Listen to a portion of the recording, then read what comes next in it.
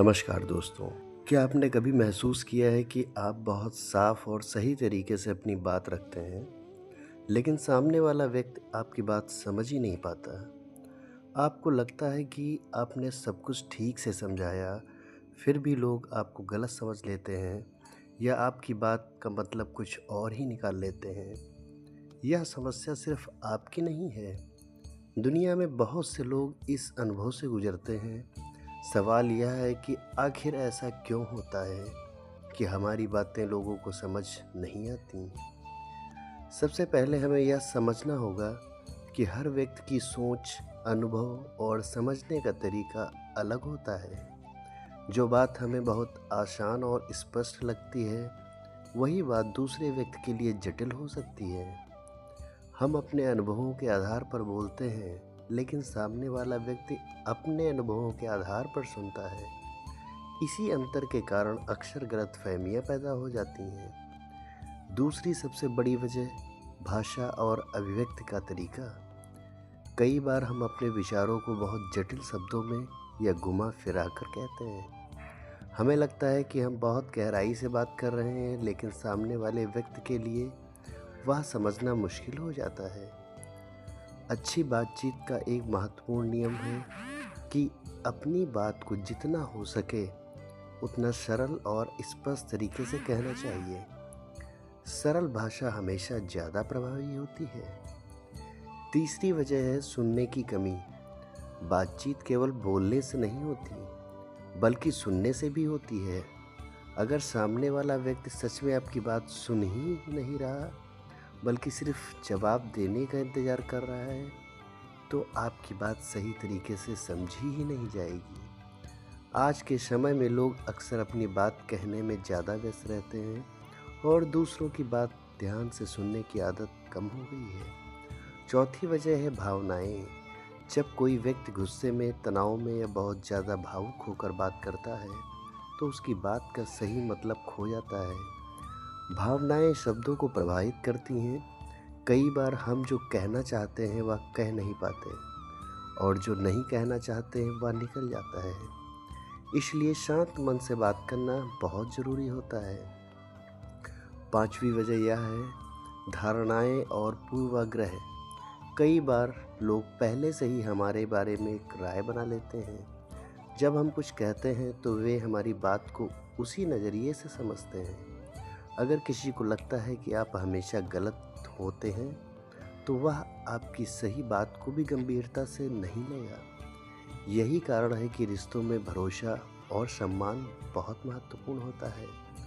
छठी वजह है कि संदर्भ की कमी। कई बार हम किसी बात का आधा हिस्सा बताते हैं और बाकी हिस्सा सामने वाला समझ जाएगा ऐसा मान लेते हैं। लेकिन अगर सामने वाले को पूरी परिस्थिति नहीं पता होती, तो वह आपकी बात को सही संदर्भ में नहीं समझ पाता। इसलिए बातचीत में पूरी जानकारी देना बहुत ज़रूरी होता है। सातवीं वजह है संचार शैली का अंतर। कुछ लोग सीधे और स्पष्ट बोलते हैं, जबकि कुछ लोग इशारों या संकेतों में बात करते हैं। जब दो अलग अलग शैली वाले लोग बातचीत करते हैं, तो अक्सर भ्रम पैदा हो जाता है। उदाहरण के लिए, कोई व्यक्ति बहुत सीधे तरीके से बात करता है, तो सामने वाला उसे कठोर या रूखा समझ सकता है, जबकि उसका इरादा ऐसा नहीं होता। आठवीं वजह है ध्यान का अभाव। आज की दुनिया में लोगों का ध्यान बहुत जल्दी भटक जाता है। मोबाइल फ़ोन, सोशल मीडिया और कई तरीके की व्यस्तताओं के कारण लोग पूरी तरह ध्यान देकर बातचीत नहीं कर पाते। जब ध्यान नहीं होता, तो समझ भी अधूरी रह जाती है। तो फिर इस समस्या का समाधान क्या है? सबसे पहले हमें अपनी बात को सरल और स्पष्ट बनाना चाहिए, जितना संभव हो। छोटे वाक्यों और आसान शब्दों का उपयोग करें।